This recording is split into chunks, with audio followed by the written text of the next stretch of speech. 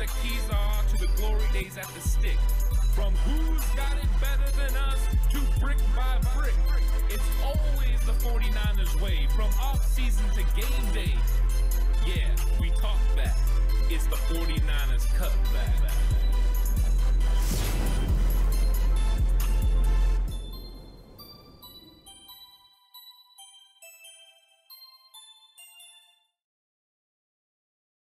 It's 49ers Cutback Podcast time. Welcome to the show. How's everyone doing? What's up, Mosquito Killer? I see you in chat. I'm having a good day. It's a Thursday. There's 49ers news all over the place, of course, but it's Q&A, which means lots of questions from you. So make sure if you're on here that you're filling up chat. Now, if you've never been on the channel, please go ahead and like the video if you end up liking what I have to say or the content that's going to be going on. Giving the channel a subscription. Of course, it doesn't cost you anything, but it definitely does help the channel. But I hope everyone's having a good Thursday right now. It's going to be a fun one for sure. Let's talk a little 49ers news. And it starts out with the 49ers practicing in Colorado Springs. And boy, were they struggling. The 49ers were enduring a chilly practice. And some of the reports that came out of it were really funny, right? They're at the Air Force Academy there in Colorado Springs. But some of the things that were said about some of the players were absolutely hilarious. There was, of course, snowflakes that fell. The temperature dropped to 20 degrees, and there was a wind chill. So, of course, there was some fun with some of the players, and it's the cold is kind of a pain. And I don't like being cold, but it hasn't changed anything at practice, is what Shanahan had to say. I thought that was hilarious.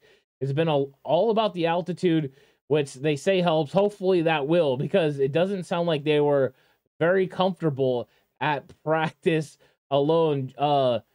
George Kittle says it wasn't as cold as Green Bay. Fred Warner says, do we want to be out here practicing in 20-degree weather? Probably not. One of the funniest stories I saw, though, was the fact that Deebo Samuel was in the bathroom hiding under the stands. He peeked his head through the crack in the door until wide receiver drills began. And Ray McLeod caught on at one point and briefly joined him in the shelter. So they were definitely cold. Of course, some of the skill players struggling overall, not enjoying that cold. But yeah. And what's up, Paul? How's it going? I hope you're having a good day. He says, hey, my faithful family. So yeah, the practices are cold. Kyle Shanahan even bringing up potentially that they could move things inside tomorrow. He said it has less to do with the cold and more to do with just overall the snow conditions. It could snow tomorrow, but the 49ers are out there. They're withstanding it. Now, one of the things that's been going on, of course, is that Samson Ebukam and Eric Armstead are up in the air whether they're going to play. Ebukam worked well on the side with a trainer. So he's working out on the side. He did not go through practice, but he's working on a trainer. He's working on getting back. The fact that he made the trip is good news for the 49ers. Eric Armstead did not practice either. So those are two of the updates. We're hoping that we would get Armstead out there at practice, meaning that he would probably play. And so those are things to remember. They asked Kyle Shanahan a few things. One was about Trent Williams tipping plays and how he aligns his stance. Shanahan said it could be a big deal, but I'm pretty good with Trent. So it doesn't feel like Kyle Shanahan's too worried about it. And if he is, they're going to make the necessary adjustments. And then, of course, the news that came down today, that defensive tackle Ndamukong Suh signed with the Philadelphia Eagles. He said the 49ers had expressed interest in adding him, and Shanahan confirmed that. So 49ers potentially were interested in Ndamukong Suh, but that didn't work out.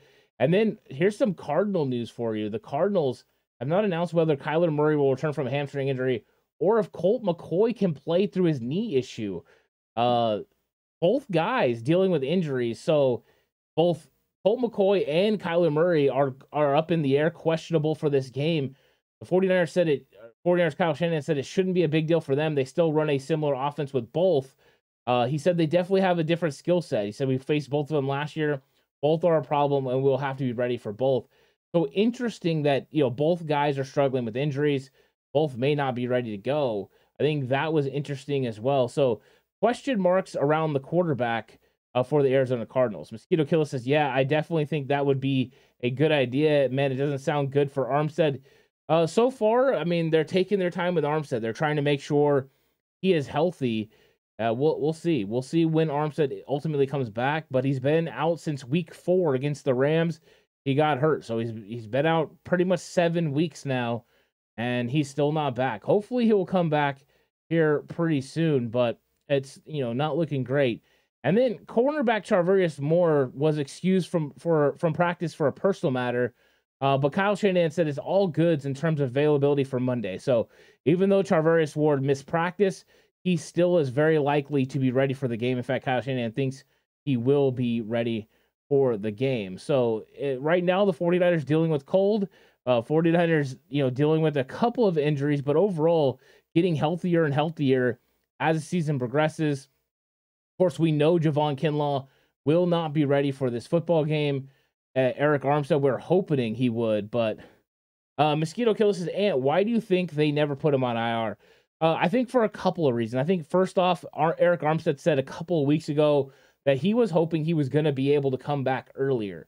So the anticipation was it was a hairline fracture and a foot injury, but they believed that he was going to be able to heal in time to come back. Plus, you're only able to bring so many players back from injured reserve. So I think the 49ers were trying to keep Armstead from going on injured reserve. They were trying to keep Kinlaw, in fact, because they want to be able to bring them back. And I think that, they had to bring Elijah Mitchell back. They, brought back Azeez Al-Shire, Jordan Willis. There's still the long chance that they could bring back Trey Lance. Trey Lance should be able to potentially be brought back the beginning of January. So right when playoffs are getting started, they could potentially bring him off of IR. So I think they're trying to make sure that they have enough injury reserve designations to bring these guys back. And Armstead, being able to keep him on the roster was something they did. I mean, the good news is with Armstead never going to IR, when he is ready to go, they don't have to release anyone or anything like that.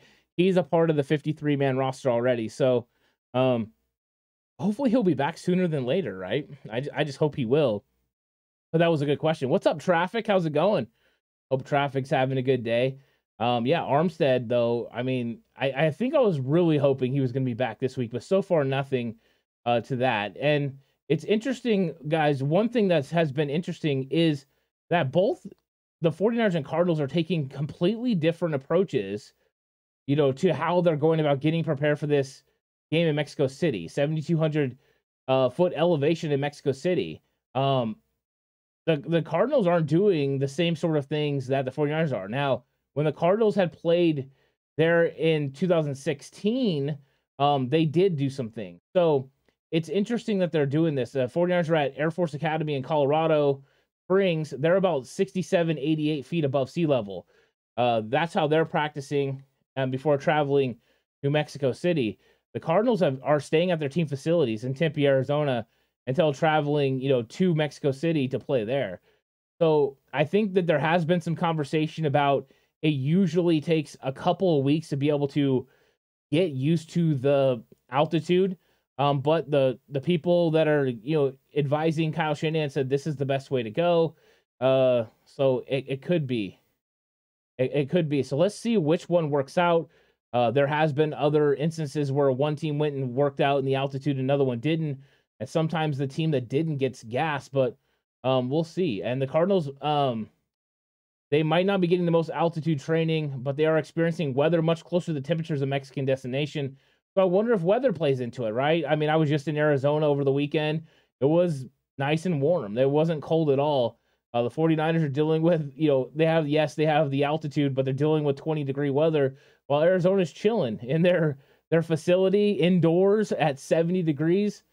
So, I mean, it is a different approach from both teams for sure about how they go about it. Also, slow play, the injury, bring them back at 100%, right? You've been able to win without him. Just got done doing the scouting report video that I'm going to be posting on Patreon. Once we're done with the live stream, I'm going to post that on Patreon. And they don't run the football good. I mean, Arizona just doesn't have a very successful running game. The Rams dared them to run the ball the entire time, ran 2-deep zone looks. It was just like, okay, do it. So I don't think this is a game that you have to have Armstead back. I think this is a game the 49ers would love to run their lightning package. I think they'd actually love to have Ebukam, so they could have Ebukam, Jordan Willis, Charles Omenihu, Nick Bosa, Kerry Hyder, like all those guys, Drake Jackson rushing the passer. So I think that's where it's kind of more pivotal. And JLE says, "Welp, no Sue. What's your thoughts on Sheldon Richardson as an option, a defensive tackle?" We'll see. I don't know. The 49ers are kind of slow playing this. They're waiting this out. They weren't willing to give Ndamukong Suh whatever he got. I don't even know what it was. I didn't see the terms of the agreement between the Philadelphia Eagles and Ndamukong Suh. I did find it surprising that they signed Ndamukong Suh, considering they signed Linval Joseph yesterday. So they went defensive tackle. In the grand scheme of things, it's good, right? I mean, both of those guys are a little longer in the tooth, both 35 years old. But, I mean, they're very talented football players. How much they impact, a possibility of when they play the 49ers, I don't know. I think they still would have to score points on offense.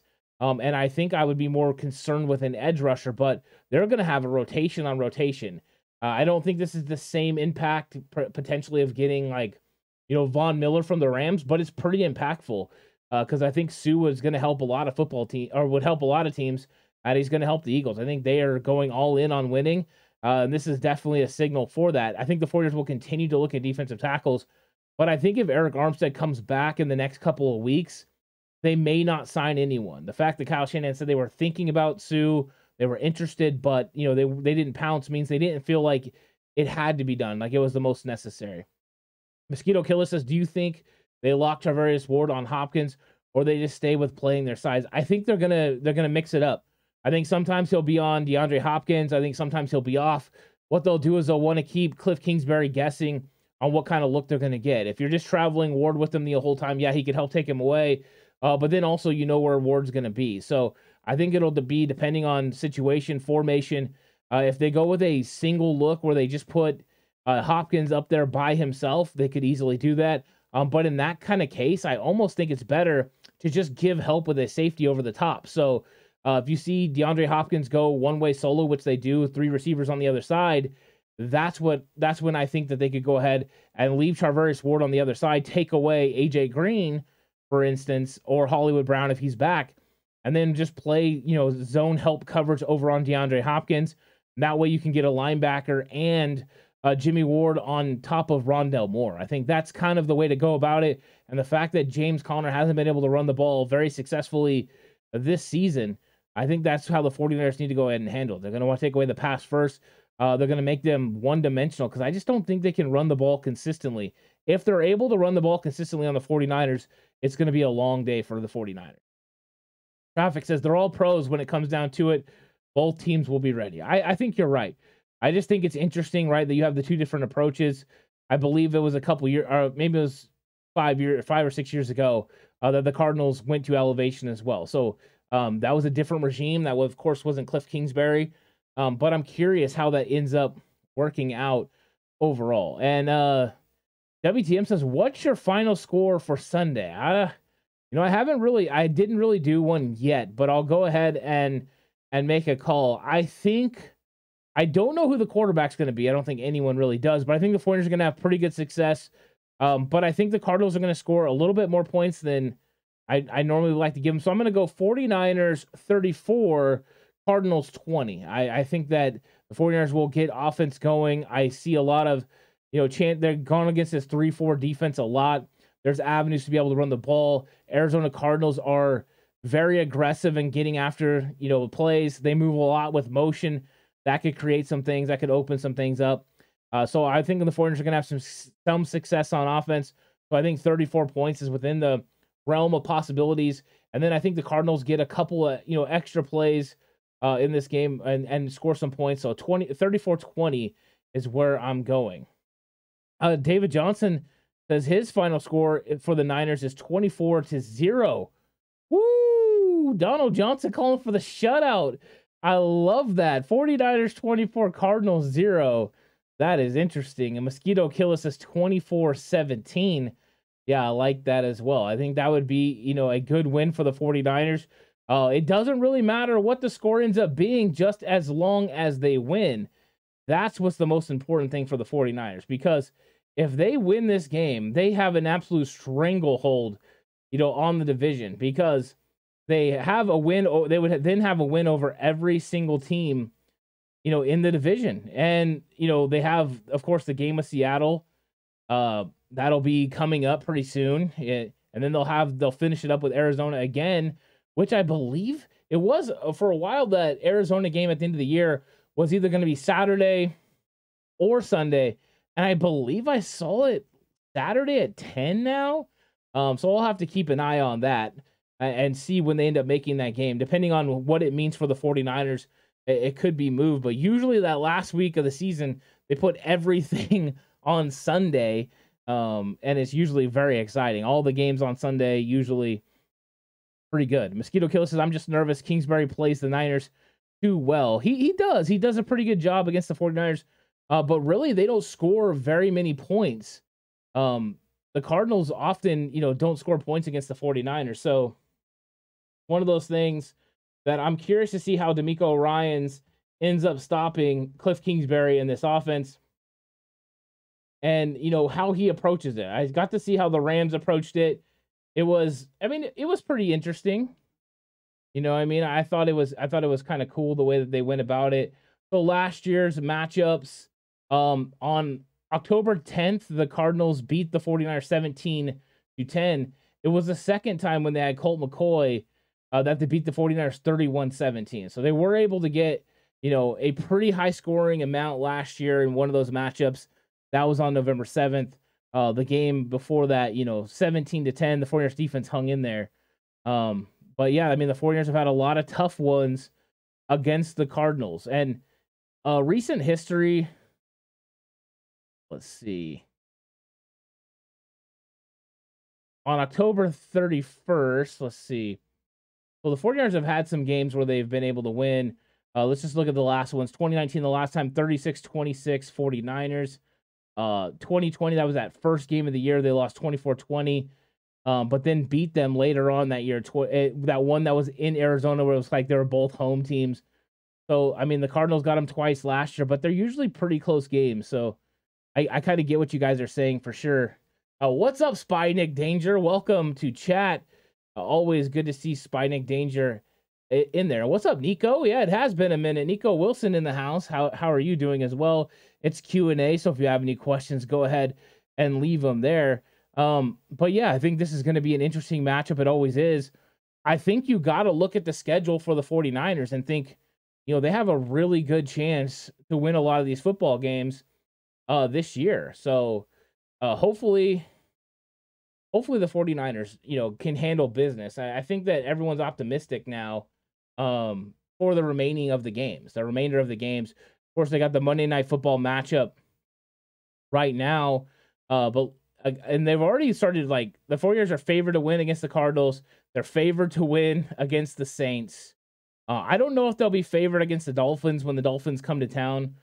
We'll see, but I think that's a tough matchup. What does everyone think the toughest matchup is for the 49ers? They have Cardinals, Saints, Dolphins, Buccaneers.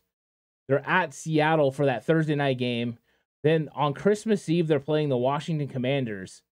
And then, after that, they've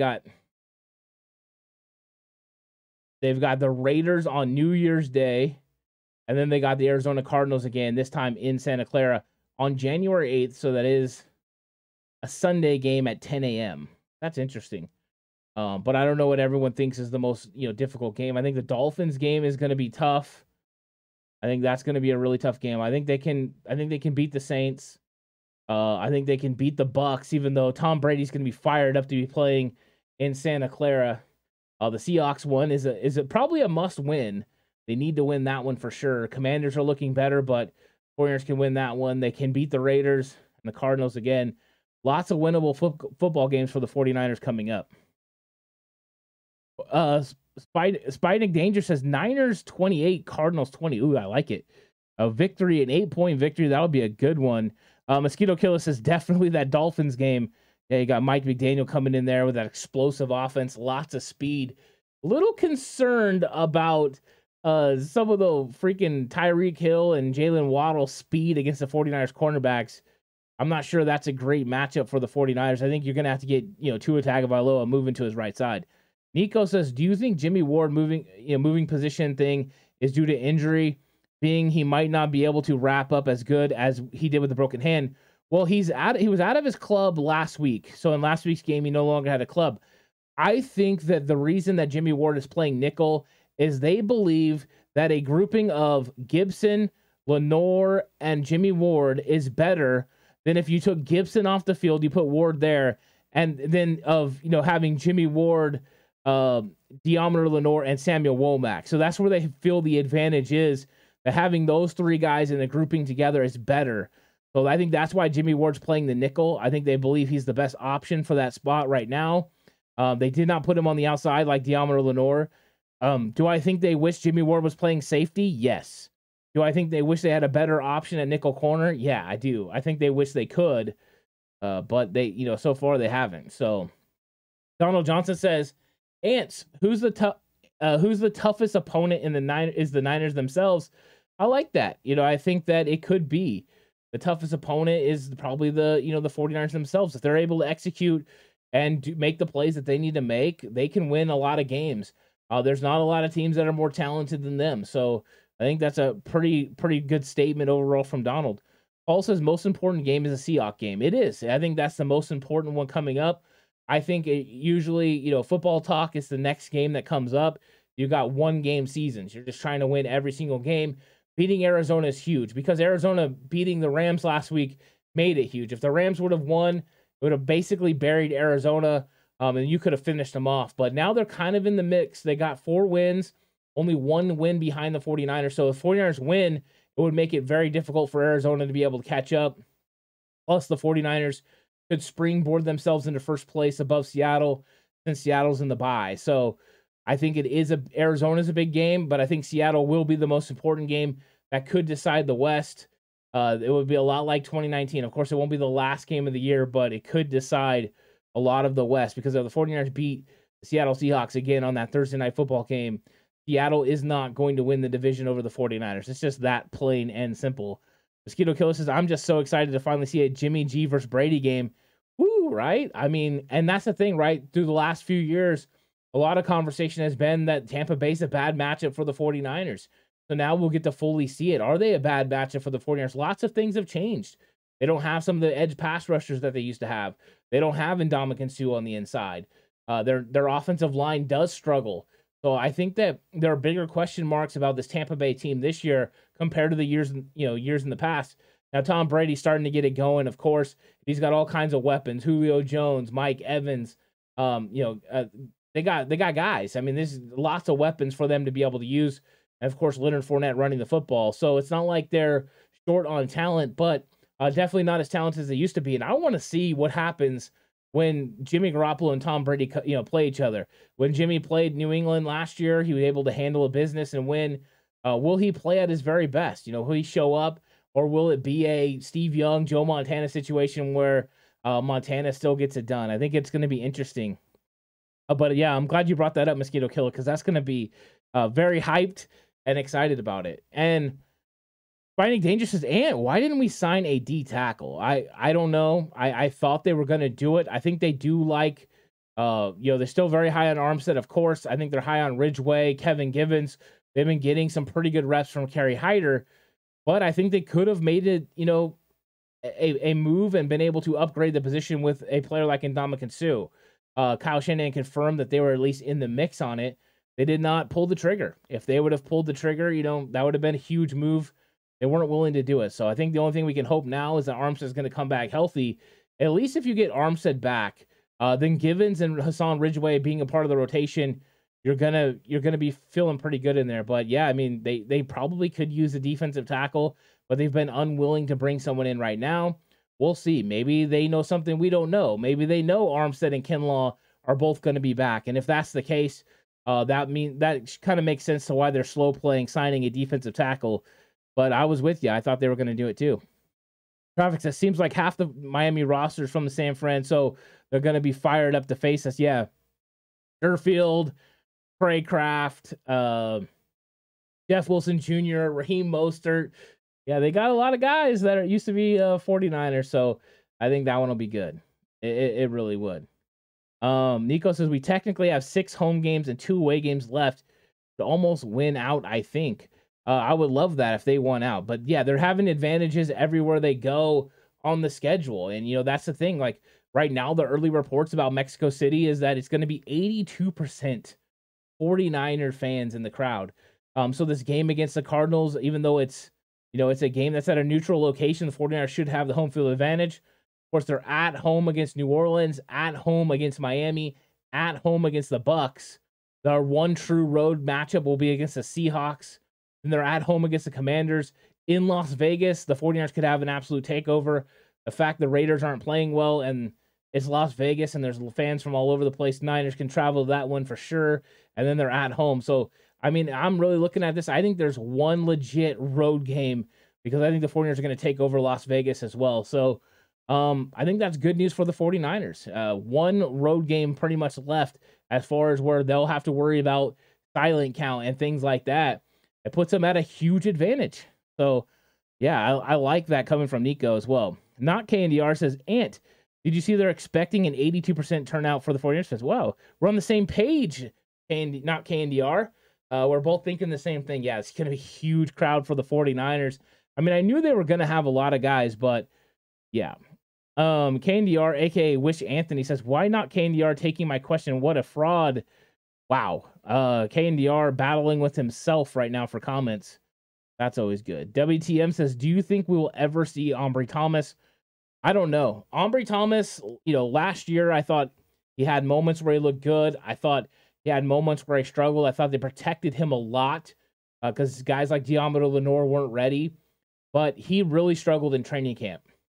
And, from the snaps that he's got, and it's tough to come in cold in these games. From these snaps that he's got, he hasn't really, taken hold of any of these chances to go ahead and succeed. And, it's a different situation than 2019 with Emmanuel Moseley, right? You had Ahkello Witherspoon, and every time Spoon was out, Moseley came in and made plays. And Moseley made you think, wow, Emmanuel Moseley is a guy we could count on.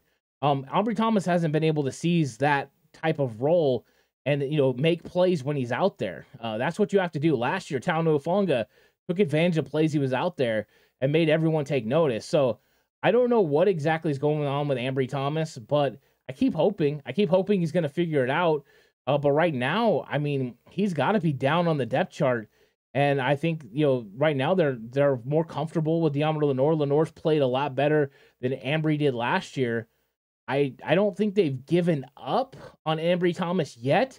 But he's gonna have to go prove it in training camp. They're gonna keep adding to this special team, to this cornerback room on the secondary. And if Ambry Thomas doesn't step it up, he can be just like other, former third round picks and, be gone. And that's unfortunate. I think he's a guy with a lot of talent. He's a very physical player in the way he tackles. But so far he hasn't been able to, translate his game to the NFL. He had moments, which means he has the ability, but you got to be consistent in this league. Mosquito Killer says, I don't know. I definitely see the Miami game as an L. Other than that, I think we can win out. The Miami game is going to be interesting because it's one of those things where normally when Kyle Shanahan plays against coaches that have coached with him, he usually wins. He's pretty successful against McVay, LaFleur, right? Those guys. He hasn't really won against McDaniel or Saleh, but he has success against them. Now, former players a lot of times will have success against the 49ers, so something's got to give. I do think it'll be interesting to see the way that they attack each other. They know each other so well. And then, how DeMeco Ryans handles, Mike McDaniel. It's one of those things where I'm sure both offensive guys, Mike McDaniel and Kyle Shanahan, are going to spend a lot of time with their defensive coordinators that week expressing, the things they like to do, what, this and that. It's going to be the ultimate chess match. I'm really excited about that game, and that is going to be a tough game. And if Miami gets a win, they'll deserve it. But I think everything within Kyle Shanahan is going to want to win that game. He's going to be highly motivated. DeMeco Ryans is going to be highly motivated as well. So that's going to be a fun one. I think that's going to be exciting, hard-hitting, everything you could want in a game. I'm definitely very curious about that one. Daly says, how many, if any, snaps did T.Y. McGill get? I didn't see him in action. I didn't see T.Y. McGill either. I don't think he got a lot. The 49ers went with a very limited rotation in this matchup. Nick Bosa played all but 2 plays. They played Kerry Hyder on the inside. They played a lot of lightning package They were just trying to get after the quarterback. So I think you're going to see something similar this week against Arizona for the mere fact Arizona is not a very good run team. They just don't have, the ability to run the ball consistently with James Conner. Their offensive line doesn't open up holes. I think it's going to be tough sledding to run the football against this 49ers defense. But I think the 49ers are going to want to run a lot of the lightning package, getting Drake Jackson, Charles Omenihu, Jordan Willis, all in the field at the same time with Nick Bosa. And then when they rotate through, Kerry Hyder, but they still got their run stoppers, Kevin Givens, Hassan Ridgeway. So I think that's how it's going to be overall. John says, what's up at Coach Antho? Hashtag TCC 49ers 13-4 or 11-6 at worst. I love that, John.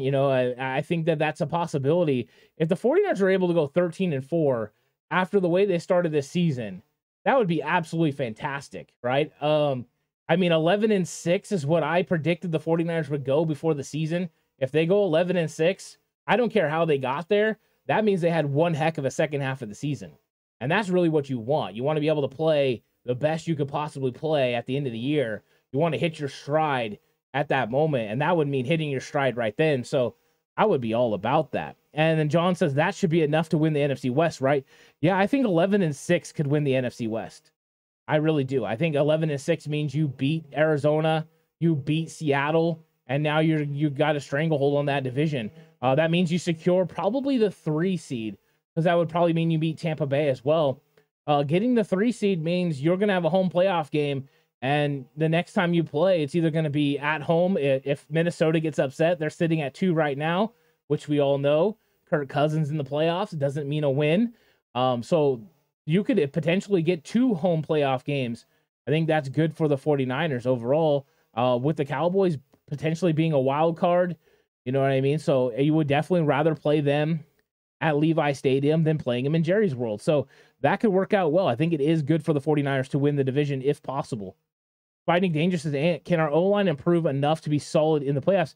Yeah, I think they can. And part of the reason I believe they can get better and better is I think players like Christian McCaffrey, Deebo Samuel, and the way that Kyle Shanahan is going to be able to run this offense, we've seen it a little bit in this game with some of the RPO looks that were coming off outside zone look RPO. So outside zone one way, quick screen the other way. Those kind of plays are going to spread defense horizontally. And if these defenses guess wrong, there could be big potential for touchdowns and big plays. So spreading teams out horizontal is going to make it easier for this offensive line. They're going to have less blitz pickups because Jimmy's willing to get the ball out. And so teams are going to be more weary of that, letting these special players have the ball in space. One thing to remember about Arizona, they're one of the worst in the league with yards after the catch. The 49ers are one of the best in the league with yards after the catch. So that's something to keep in mind as well for this week. What's up, Ziggy? How's it going? He said, did Sue go to the Eagles? Yeah. Unfortunately, Ziggy, Ndamukong Suh has signed with the Eagles. They signed Linval Joseph yesterday, and today they signed Ndamukong Suh. WTM says, what's the most amount of carries are you comfortable with CMC getting in a game? I don't really have a number that I'm uncomfortable with.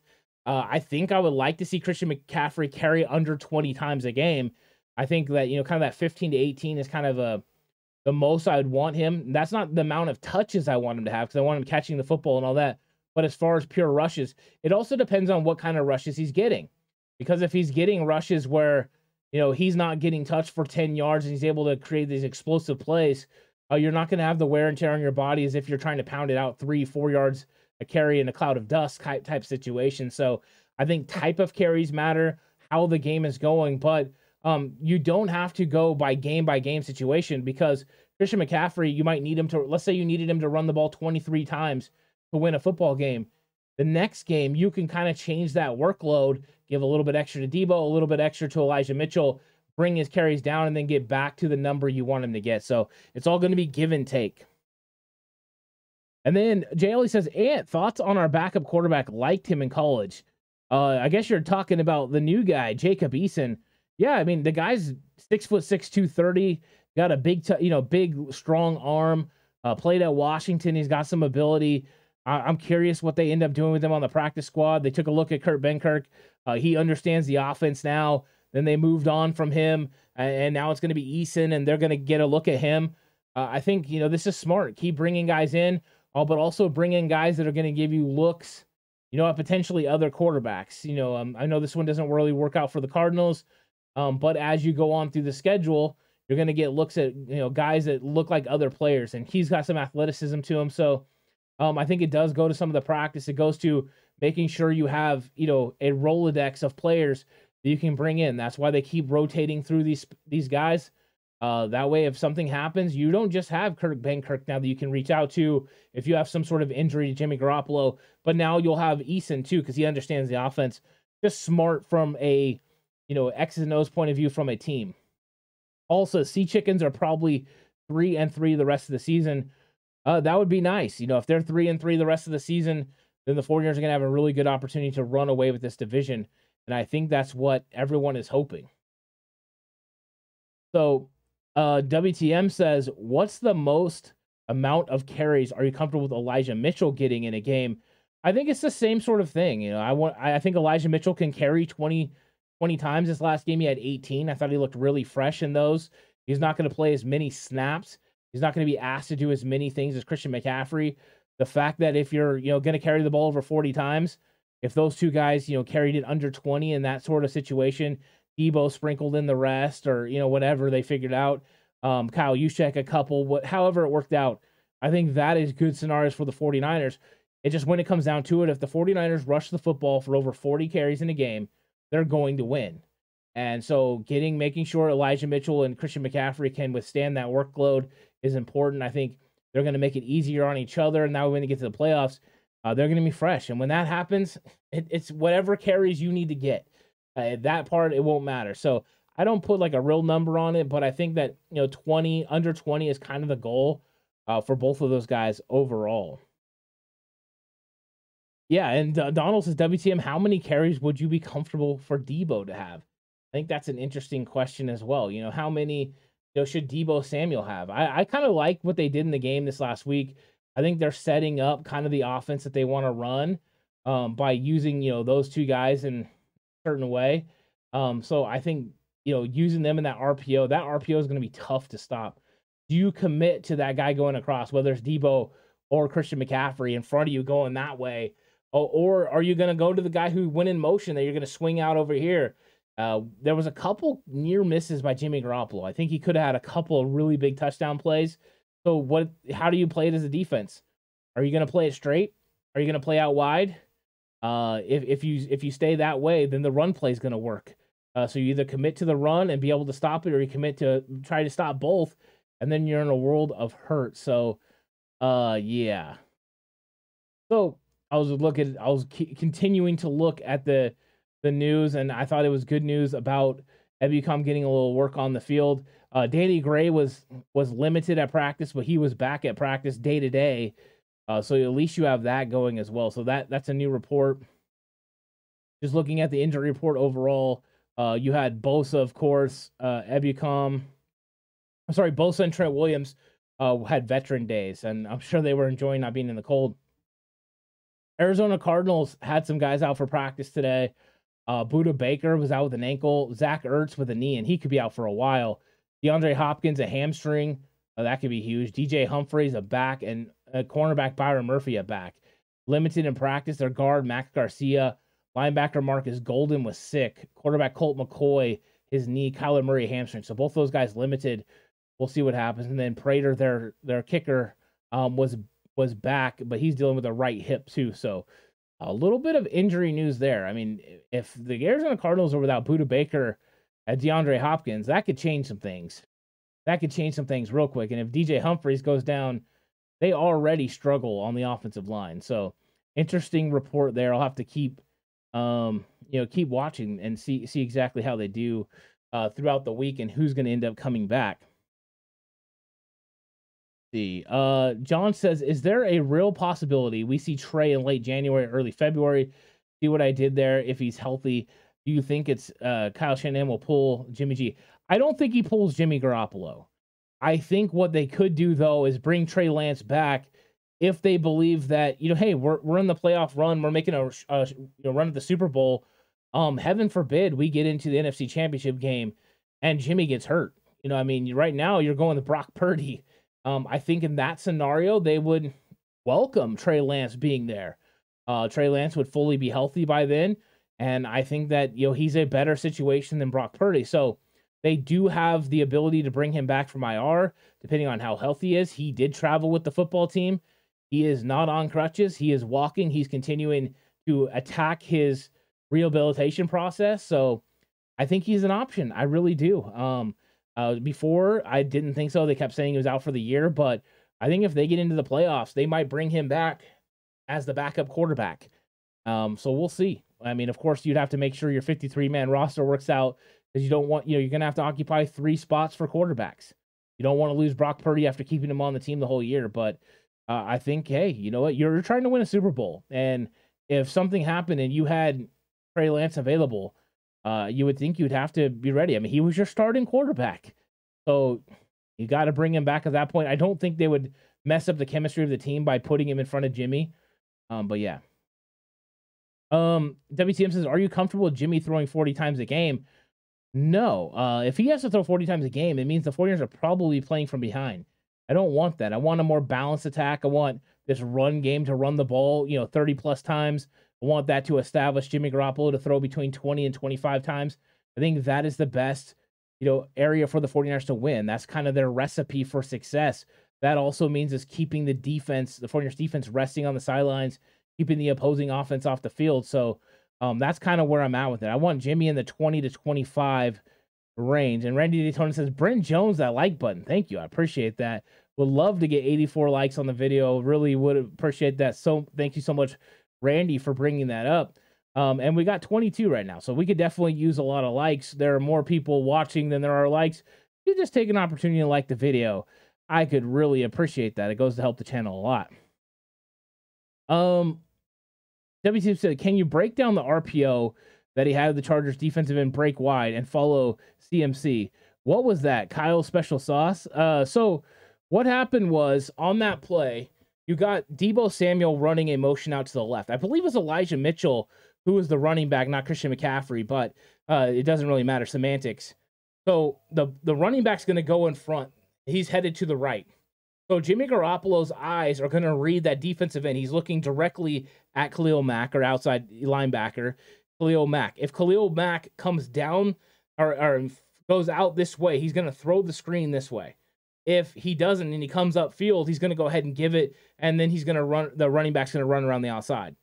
But what Khalil Mack did was go out. The linebacker right behind him went out as well, which means you need to go to the other side. If he would have thrown the ball to the other side, to Deebo Samuel, it would have been a huge play. So, actually, I think, wait, take it back.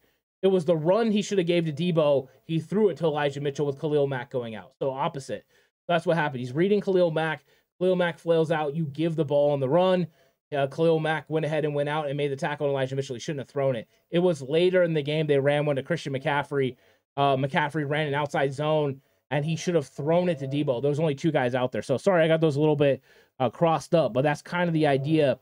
You're reading that outside linebacker, and if that outside linebacker goes with the guy out that you're going to throw to, you go ahead and run the football. He means he didn't come down the line of scrimmage to make a play. So that's kind of where you're at with that. Randy says, Cap's going to be back for the playoffs. Sorry, Willie Beeman. Willie Beeman. It's the ladies. Screaming. Oh, yeah. Love that. Traffic says, it was any other team and their starter came back, it would be no question he's getting the start. I think that would be awkward. Ray, you're the starter. But I think if we were talking about week 14, week 15, I think you're right. Any other starter would come back, right? But I think when you're talking the end of the season, it's tough. I mean, there was once Joe Montana coming back from injury, and they kept going with Steve Young. I think it does put you in a tough situation, but you have the offense rolling with Jimmy Garoppolo. And whether people want to admit it or not, the offense is way different with Jimmy at the helm than it is with Trey Lance. The things Jimmy does well are different from the things Trey Lance does well. The way Kyle Shanahan calls offense with Trey at the helm is different than with Jimmy. So I think that it is different, and that's why they'll go with that. And don't we have only one more IR activation left? I thought it was 2, but it could be 1. It could be 1. So we'll see. I don't remember. I'll have to check on that, JL. If it is 1, then it could potentially be Javon Kinlaw, right? And then it won't matter. I thought it was 2, 1 for Kinlaw, 1 for Trey Lance, but I may be wrong on that. So if someone wants to find out and clarify, I really appreciate it. WTM says great stuff, Coach Ant. Great breakdown. Thank you. I appreciate that. It was a nice schematic play that Kyle Shanahan put in. I mean, that play is nasty because what it does is it makes a defense cover the entire field. You want to stop the outside zone going this way, you have to commit to it. And all the while I can throw the ball out to this side, and with the blocking. And it's just a little RPO for Jimmy Garoppolo. Now he has to make the right read, and he didn't always do it. What I'm hoping is that the more comfortable he gets running that play, it's going to be open. And then what I'm waiting for is the whole shot. I'm really hoping that they're going to do the same thing, and then at one of these times, one of those offensive wide receivers that's supposed to block and the screen is going to run right past him for a big play down the field. There's just more options that you can do. So yeah, I think it's going to be really, really exciting.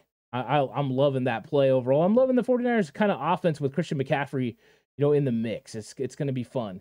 And that's why, getting those players just kind of unlocks some things. It really does. But I'm about to hop out. I hope everyone enjoys their Thursday.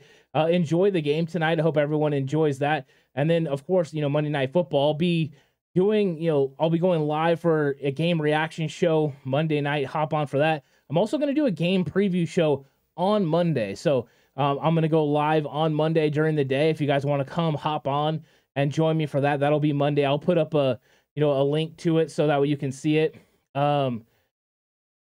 Okay, so and then I will get to that before I go off. Traffic says, oh, by the way, what's your stance on all this stuff surrounding Trent Williams? Is it valid or blown out of proportion?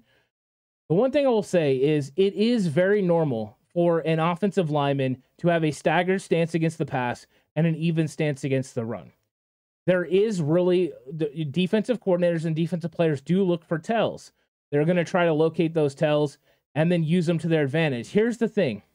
With most tells, you want to find out what percentage it is that they use those and work. So if they are doing it 100% of the time, which it really can't be if you're running RPO. It can't be 100% of the time because then you go ahead and you use that tell all the time. Being able to relate it to the rest of the players is difficult as well. But it is really, really tough. So I think that it can be problematic, but I don't know if it is in this case. I haven't seen it be problematic yet. So I think it's something to monitor. I think, look, if Trent Williams starts mixing it up a little bit, all he has to do now that it's out there and apparent is sometimes when it's a run, go to a stagger stance. And I think it would throw people off. So it could be easily fixed and taken care of. But I do think it's a little something. But I think it did get blown out of proportion compared to what it actually is. And I think that's why you've seen so many offensive linemen from the league kind of get into it. And that's why when I first got brought to my attention, I was like, I need to go ahead and watch it and break it down. And it's something that every coach teaches their players, and these players really have to do that to be able to handle some of the elite passers in this league. If you come in with a square stance and you're going into a traditional kick slide and you don't have that back foot back, you're going to get beat. So, and if you're in the run blocking game, you need to have those feet even. It makes it a lot easier. So I think it's kind of more blown out of proportion, but something to monitor if it's really consistent. He doesn't ever try to change it. But thanks everyone for coming through. I really, really appreciate it. I hope you guys all have a good one, and I'll catch you all throughout the week. More content coming up, and of course, join me on Monday for the preview show, and then also the game reaction show. You guys are the absolute best out there. But until next time, stay safe, and remember the right way is always the 49ers way.